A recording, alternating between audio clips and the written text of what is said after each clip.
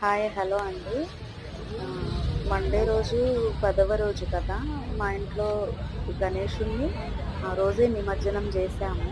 పూర్తిగా 9 డేస్ ఉంచి ఆ 10థ్ రోజు మేము నిమజ్జనం చేయాలి అని అనుకున్నాము. అందుకోసమైతే మార్నింగ్ టైంలో పూజ అవి అన్నీ అయిపోయాయి.